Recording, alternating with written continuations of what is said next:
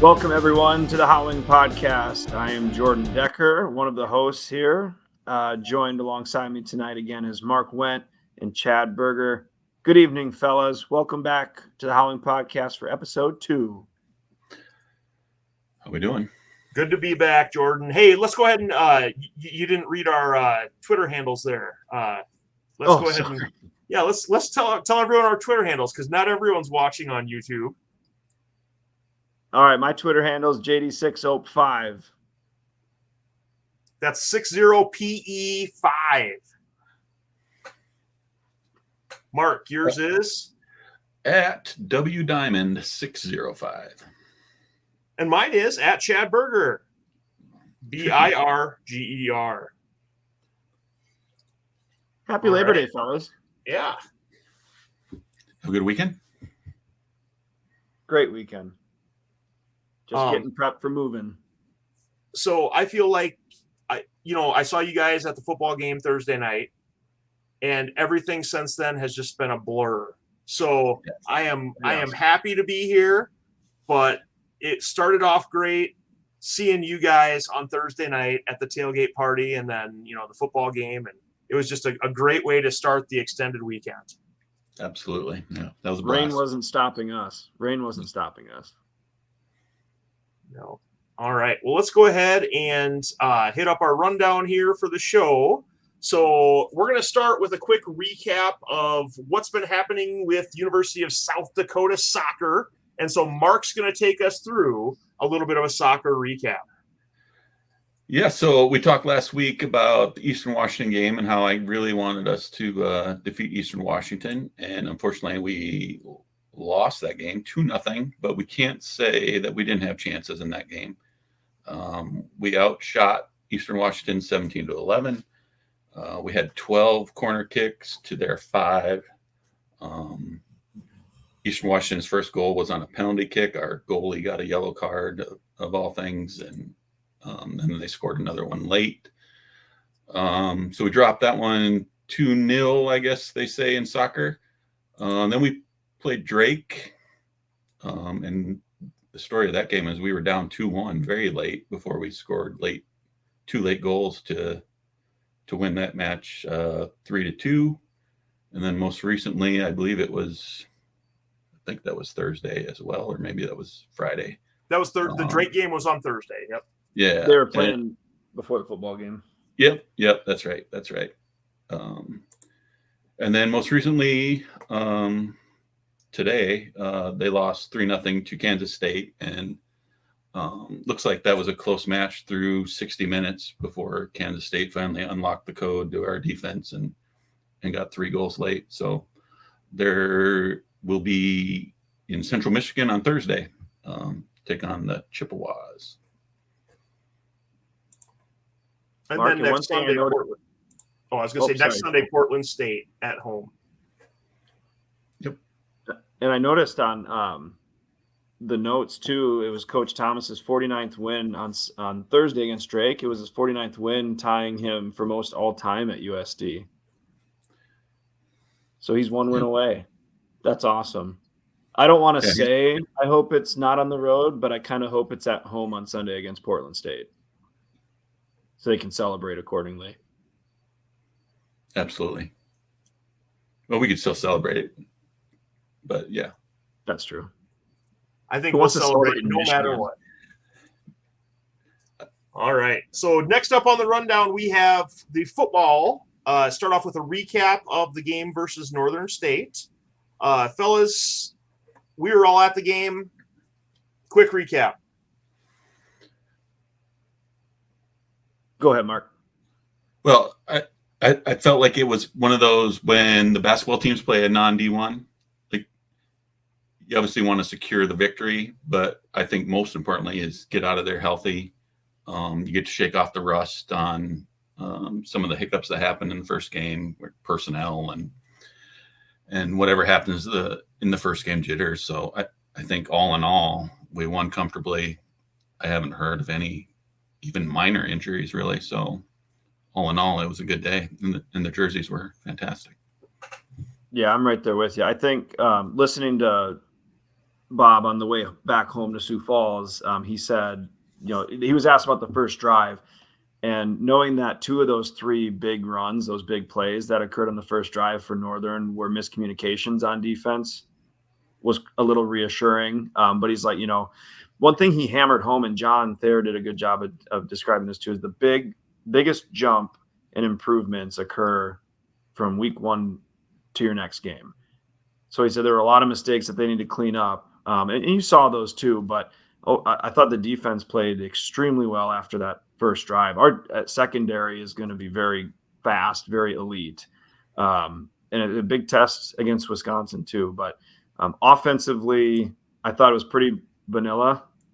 We didn't let Aiden use his legs. I didn't think there were too many downfield shots to test his arm out. But luckily, we got to see Carter Bell score on special teams, which played a enormous role in the role of the game with the punt return and the kick return. But overall, yeah, like Mark said, it was against Northern State.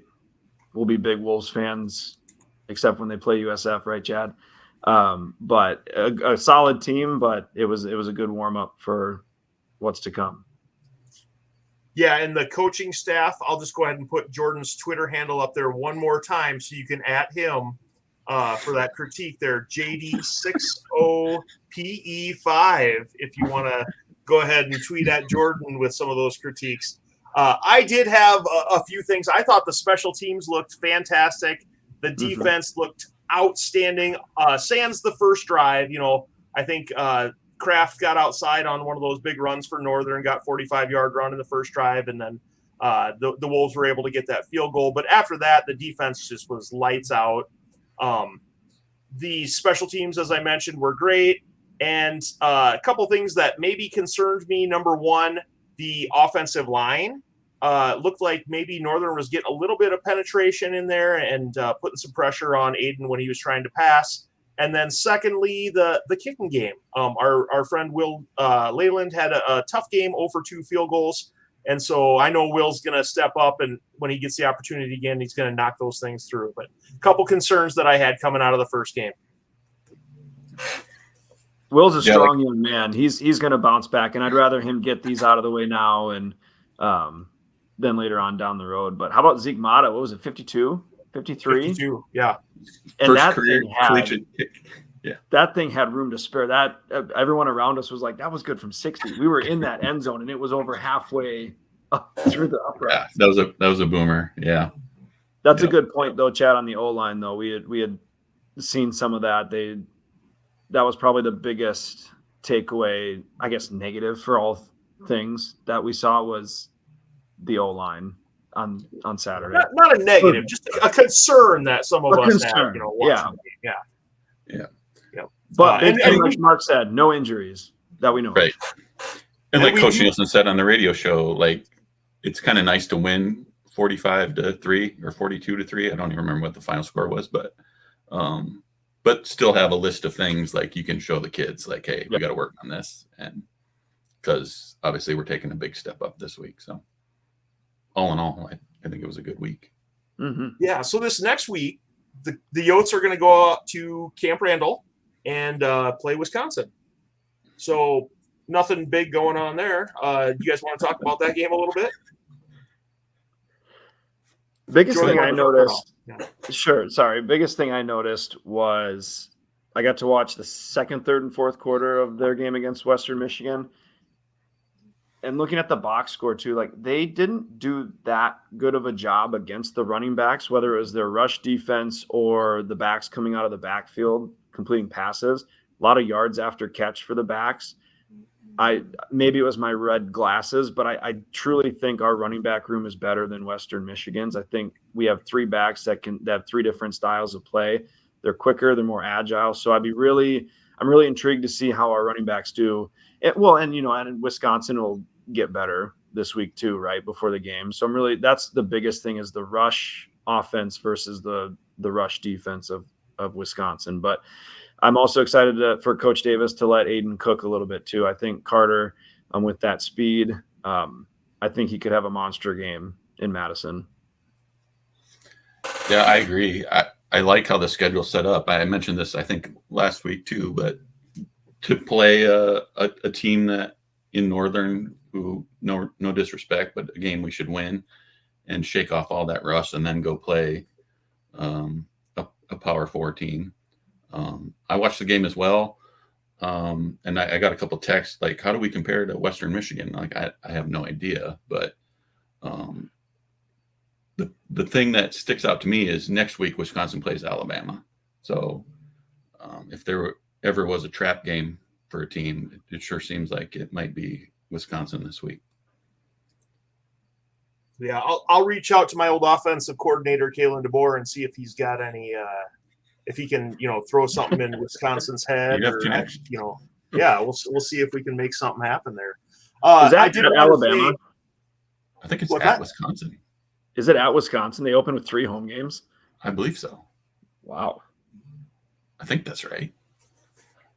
When's the last time Alabama went north of the Mason-Dixon line? No, that's a good question, too. Probably a playoff or something. I was going to say, Mark, even if you did say something last week, make sure to repeat it again this week, because we only had about 7 viewers or listeners last week. So they probably didn't even hear you if we did say that last week. So shout out to our moms and John Thayer for tuning in. All right. We're a new show here, folks. We're trying. All right. So let's go ahead and move from football into volleyball. Volleyball had a big weekend this week. Played at the Air Force Classic. So what this was, it was actually 3 teams that were playing at the Air Force Academy. Fordham, Air Force played against each other on Friday night. And then Fordham stayed and played South Dakota on Saturday. And then Fordham, I'm assuming, took off after that, because then USD ended up playing Air Force on Sunday. No, my dates here are mixed up, aren't they? Is that correct? Yeah. They played on Sunday? Okay. Oh, yeah. Today's Monday, right? I don't even know what's going on. What day is it? So they played on Sunday, and so it was kind of a round-robin type thing with the 3 teams. And South Dakota turned out 2-0 on the weekend, so beat both of the other teams that were there. Start out with the game against Fordham. The game ended up 3-0 sweep. So first set was 25-14, second set 25-20, third set 25-20. And I had the opportunity to watch the replay of this. And one of the things that I noticed, they played in the East Gym of Falcon Court on the Air Force Academy campus. And the East Gym is set up so that it basically is just a volleyball court. And then there's a little bit of end zone, and then the old mats against the wall, like you see in the high school gyms from when we were growing up. And the ceilings were not that high in the East Gym. There were several balls that did go up and hit the rafters of the East Still in Gym. play. It's still in play. It still is in play if it hits the rafters, as long as it stays on your side of the court. If it goes to the other side, it's an out. It's out of play. But yeah, it was a really interesting setup for that. They had the official attendance for that Fordham game listed as 99, but it looked like there were more people there than that from what I saw. It looked like there was 99 Yoke fans there from what I thought. Yeah. Right. Some of the players that just really stood out to me in that Fordham game. First off, Kylan Seelock was just crushing the ball, just playing really good volleyball. I was really impressed with her.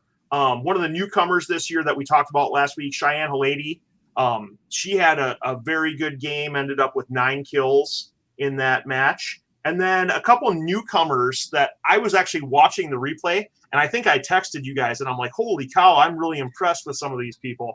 One of them was Audrey Nelson, a freshman. I think she's from Madison, if I remember correctly. Yep. But one of the middles, that true freshman, and wow, she just had a fantastic match there. That first one ended up with 8 kills. And the other one is Morgan Bodie. She's also a freshman. She's from Nebraska, and I was really impressed with both of those freshman middles. I thought that they played spectacular volleyball, just did a great job. Yeah, I agree 100%. When I was watching the matches, Obviously, we know Kylan Seelock. We know Elena Wolf. We know Cameron Ferris. I was really locked in on the numbers I didn't necessarily recognize. And like you say, those 3 freshmen were just, they jumped off the screen at you. If there was any concern about, replacing someone as great as Madison Harms was, like, at least for those 2 matches, we answered the bell there. They looked really impressive. I was quite pleased. Yeah. And then, Avery Van Hook, we talked about her a little bit last week. Once again, I shouldn't bring that up because no one was listening anyways. But Avery, left-hander, setter, she's one of those people that, you probably don't – you hear her name a lot because she's the setter, but she just is so consistent and puts the ball right where those hitters need that set every single time. My only concern with her is she does seem to have quite a few service errors over the weekend. And so, that was my big thing there. One of my friends, I play volleyball quite a bit, just reckless, old man volleyball, but one of my friends always says there's 900 square feet on the other side of the net. All you got to do is hit one of them. And, that's the thing. A serve that doesn't go over and go in it just gives the other team a point. So you just simplified volleyball so much there. Well, I try. I do what I can. So yeah, I mean, this whole match, it was kind of, there were a few points where I felt like Fordham, might make a run, but for the most part, the Yotes, I feel like, had that one pretty wrapped up. We did mention, if you're watching on YouTube, all these stats that are up here on the screen are directly from the GoYotes.com website. So I'm not coming up with any of this stuff on my own. Go to the Go Yotes website and you can view all the stats from all the games. But, like I said, 25-14, 25-20, 25-20 in that first one. The second game on Sunday, I think it was a 3 p.m., that was against Air Force. And once again, the Yotes came out victorious, 3-0 in that one over Air Force. This one was a little bit tighter. The outcome wasn't necessarily as it was a little bit more in doubt per se. The first set of this one, Air Force was actually ahead. I think it was 20-18 in the first set, and the Yotes actually went on a 7-0 run to wrap that one up. One of the highlights, that I saw during this, Mark, I sit by you at quite a few volleyball matches, and we talk a little bit, but one of the things that I love is when people talk a little bit of smack to each other, right? I mean, it's all in good nature and good fun, sure. Not anything to put another person down or anything. But in this match, I think it was early on, there was a block. And I'm going to try to, it was by Morgan. I think, no, it was, the block was by Audrey Nelson. And next to her, Cheyenne Halady was standing there. And as soon as the ball hit the floor after the block, Cheyenne kind of got up and gave the Matumbo finger wag. Not to the other team. It wasn't like a taunting or anything like that. But if you know me, that just got me going. I was like, this is awesome. I love this. It was just amazing. So yeah. Volleyball is an interesting sport to me. Like, I've never seen, like, when they call timeouts, I've never seen, like, they actually work, like, in switching momentum. So, like you say, we were down 20-18 in that first set.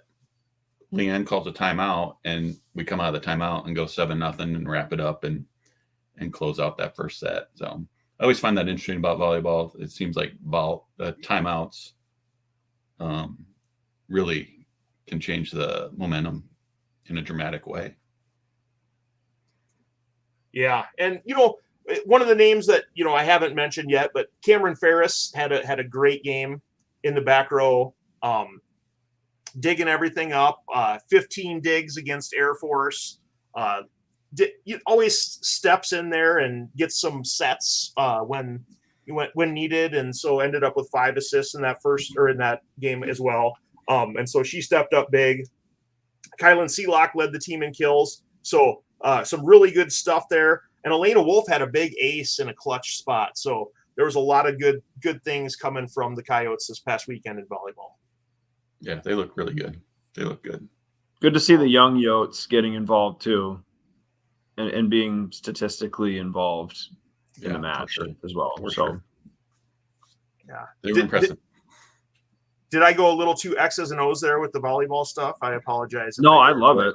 Okay. This is what this is exactly what we want to do. All right.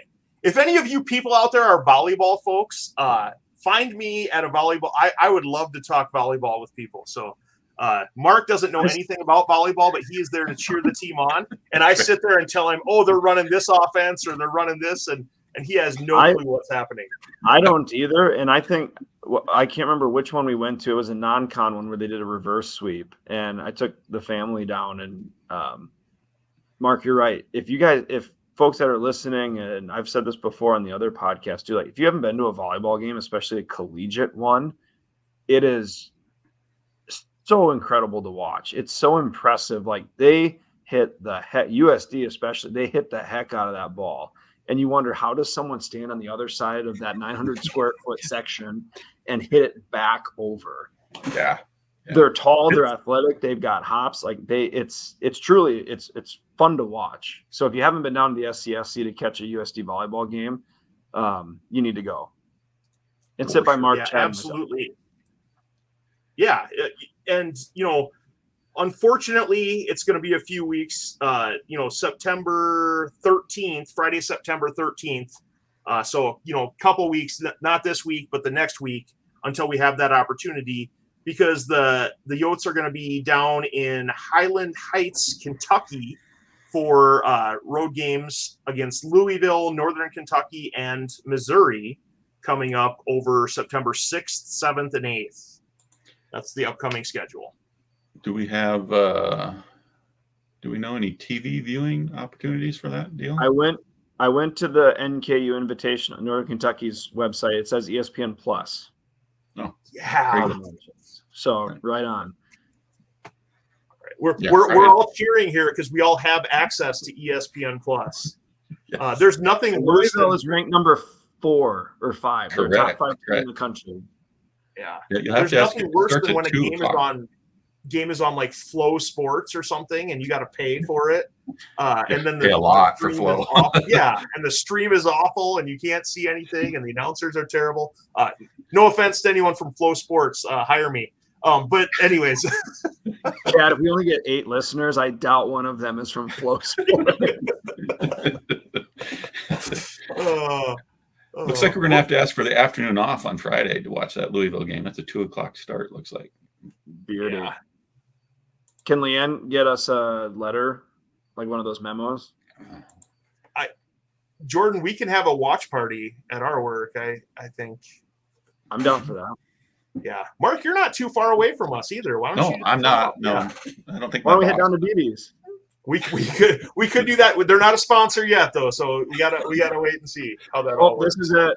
Timeout, guys. That's a good reminder. This episode brought to you by Wakanda Peach Company, home of the peaches from Wakanda, located in Wakanda, South Dakota, where all your peach dreams come true. Thank you. Yes. No one reads a Wakanda Peach Company promo quite like Jordan. All righty. I should be wearing my hat. I didn't wear the hat tonight. All right, you're fine.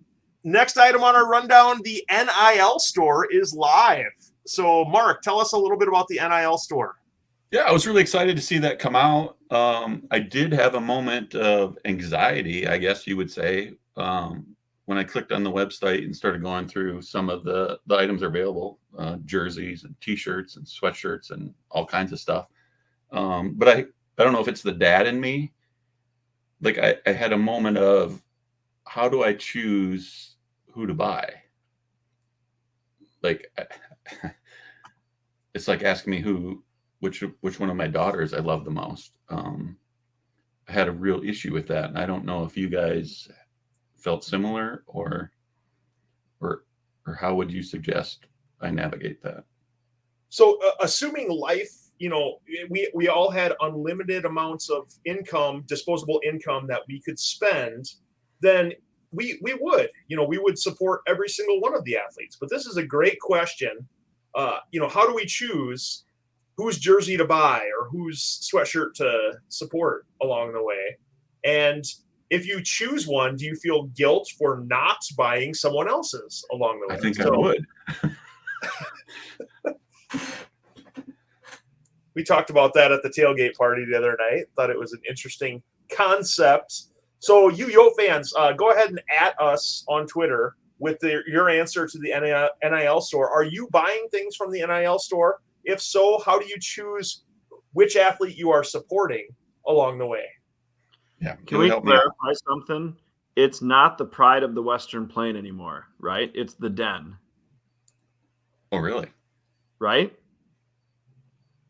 So I'm looking at the NIL marketplace and it's called the Den. Now, is that just the athletes, but then the collective NIL is the Pride of the Western Plain?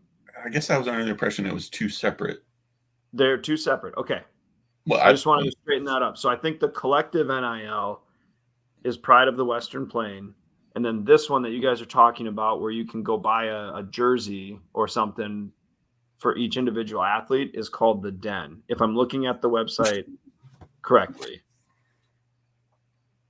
Yeah, it's on Twitter. They tweeted it out. I retweeted it, and I actually said I was going to buy a Grace Larkins jersey first or item. But once I got in there, I felt guilty. The second question I have about the NIL store is if Mark Wendt, who just turned 48 last week, buys a Grace Larkins jersey, is that weird? Is it weird for a 48-year-old guy to wearing a college athlete's jersey? Now, where are you wearing said jersey? Are you wearing it out like to the grocery store? Are you wearing it to games? Or like where are you wearing this jersey? Most likely to a game. Yeah, absolutely. Jordan, what are your thoughts on this? To a game, I think it's fine. I'm torn on the out in public, but here's my thing. Because I'm fine with it. Like, if you want to, like, who cares? Like, I guess I'm getting to the point now where, the teams I'm watching, these guys are now 10 years younger than me, and it's like, well, I still want one of their jerseys. It's cool. Like, right. I don't care whose name is on it. They're cool. So, Mark, if you want to wear your jersey out in public, I think it's fine. I appreciate especially at these sporting events. I honestly, you want my short answer? I don't care. If you want to wear a jersey with someone's name on it, This is good news. So I think we have more questions than answers when things are related to this. We need feedback. I misspoke, guys. I misspoke. The link took me to an old link from 2022. The Den thing isn't a thing, so I apologize. Blame Google and blame that page for still being a live web page. All I'm seeing is just the South Dakota NIL store. So Google the South Dakota NIL store. Yes, forget about the Den. That's crap. Okay. That's gone. That's in the past. Nice show prep, Jordan. Way to go. We look like dudes that just showed up and didn't prepare ahead of time. Yeah. Here, I was trying to impress people by actually being prepared for this one. This is being prepared. I just got the wrong link was sent via Google. Blame Google. Whatever. Okay. Next topic.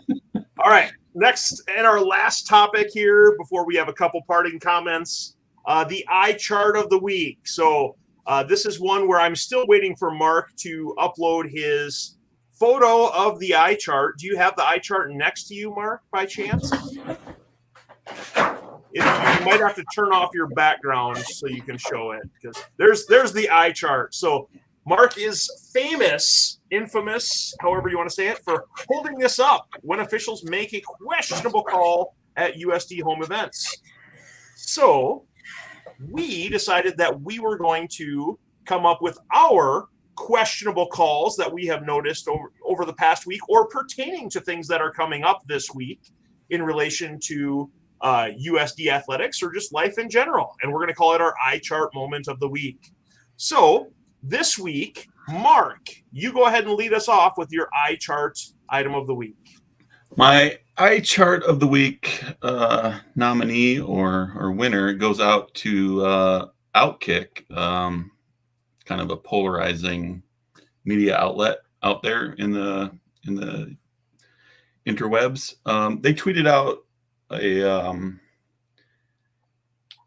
a highlight of a WNBA game, and I don't know if how much you guys watch WNBA games, but or if you follow Outkick, but Outkick has an axe to grind with Angel Reese, but they tweeted out a highlight showing a Chicago Sky player shooting about a 7-8 foot turnaround jump shot, highly contested, that hit nothing but backboard, and Outkick attributed it to Angel Reese. The problem is, if you listen to the play-by-play that's attached to the video, it's very apparent that Angel Reese didn't take the shot. She wasn't even in frame.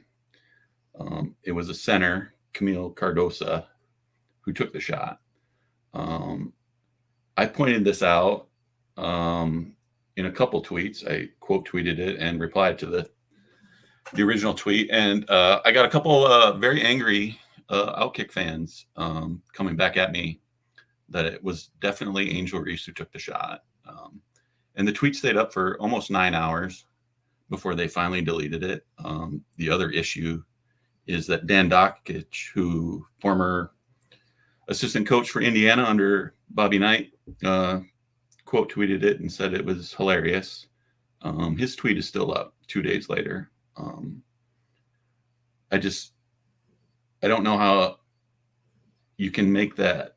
You have such an axe to grind. You don't care who's actually in the highlight. And for all of that, if you go to my Twitter page, you can see some of the back and forth I had with several people. But Outkick, they get my eye chart of the week for incompetence. All right. Now we are going to mention the opinions stated on this program do not necessarily reflect the University of South Dakota or any of our hosts. We're just three guys saying a bunch of dumb stuff on the internet for your entertainment. So if you have any issues with the stuff we say, just ignore it. Don't be one of those people that Mark was talking about. How was that for a disclaimer, Jordan? That was great. It's a good segue if I can go next, because I'm changing Absolutely. my eye chart of the week up. My eye chart of the week, to Chad's point, are those that to go out to those on Twitter that call people soft for blocking them on the Twitter sphere. If you're being annoying and coming into my mentions constantly, especially with no valuable input and kind of just being a pest, I'm going to block you. I'm going to mute you first. And then if you keep doing it, I'm going to block you. I'm not soft. It's my timeline. I can choose who I want on it. So my eye chart of the week goes to those that tell other people they're soft if they block you on X, Twitter, whatever, X. Agree. I think 85% of X users call it Twitter. So we're going to stick with Twitter for this show, if that's okay with you. You're a young guy, Jordan. You can call it whatever you want, but us old guys, we've I'm been calling it Twitter Twitter for years. Yeah, It's Twitter. I'll call it Twitter. It's fine. Sorry, Elon. I hope you're listening. Elon's he's like, I'm one of the 8 listeners. Let's do this. By the way, if you are a listener and you or viewer, since we are on YouTube as well, if you watch our show and love it, if you see us out and about, whether it's at a game, tailgate party, anything like that, take a selfie with us and send it to us or tag us with it on Twitter. Not X, Twitter. And because once we do get sponsors, you might have a chance to win a gift card. Yeah, or I'm not above reposting those pictures on the show. So let's go ahead and do that. First 5 people to do it will get a free Wakanda Peach Company t-shirt. Wow. That's good. Can I post? I posted one. Can I get a Wakanda Peach Company shirt? Yeah, Jordan's doing it right now. All right. I'm going to give you my eye chart of the week. So I did mention that we were at the tailgate party on Thursday before the football game. It was a great time. Rain didn't stop us. Mark had his grill out there. Jordan brought some Jello delights that we took part in. Jello shots. Yep, they were amazing. But I was doing a little bit of shopping beforehand and before I came to the tailgate party, and my shopping list involved, I said, what do I need to bring? I'm actually reading my text right now. Mark Wendt replied and said buns and chips.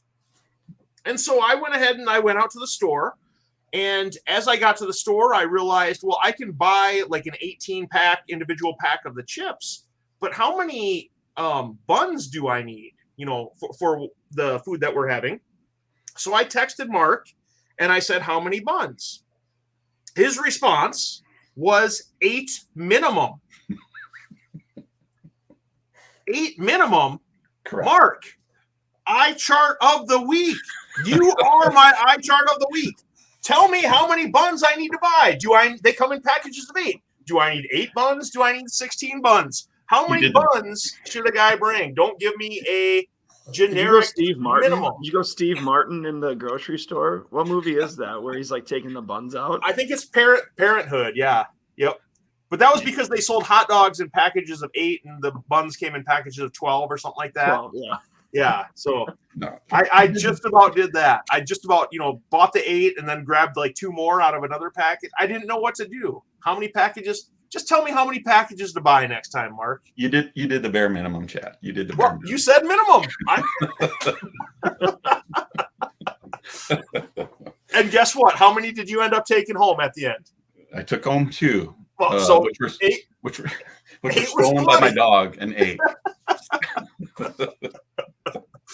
Yes. Oh, all right. Well, that's what we have for the rundown. Jordan, what you had a couple other things you wanted to mention before we take off?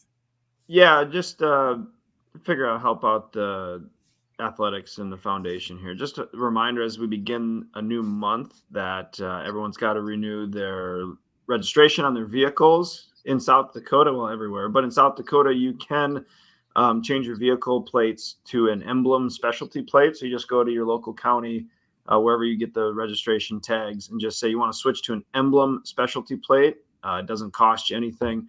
So switch to those, and then you head to the USD Foundation website, and there you can order a pair of the University of South Dakota Athletic, the paw logo. It's a 3x3 sticker that for $25 gets you a pair. Most of that money goes back into athletics and the foundation. But it's just a way to show Coyote pride across the state. I've been seeing more and more of them, so I just kind of wanted to remind folks that that is a thing. Switch to the emblem plate, and then head over to usdalumni.com and order your license plate decals. So let's see more Coyote pride across the 605. All right. And did you want to mention anything about getting together for a watch party? Yeah, I haven't seen anything official for this Saturday's game against Wisconsin, but typically JJ's Wine and Spirits in Sioux Falls does a watch party, but kind of looking at maybe having another one. Be sure to follow us on Twitter for updates. I posted in the USD Coyote Fans Nation Facebook group as well, more of a family-friendly option, just so that kids can be able to go, because JJ's is great, but the couple times we've gone, we haven't been able to bring the kids inside. So we'll work on it. I'll reach out to a couple places, but we'll be sure to tweet something out if we find a spot in Sioux Falls that is definitely going to have the game on FS1. All right. So watch Jordan's Twitter account, and if you're an offensive coach and you want to tweet at him about his critique of your play calling the other day, go ahead and do that as well. That's at JD60PE. Vanilla's good. It's fine. It's against NSU. Vanilla was fine. Oh my goodness. All right. Well, let's go ahead and wrap up there. Hopefully, we had some fun. I hope you guys do listening out there as well. Until next time, this is the Howling Podcast. Make sure to cheer on the Yotes and go Yotes. Go Yotes. Go Yotes.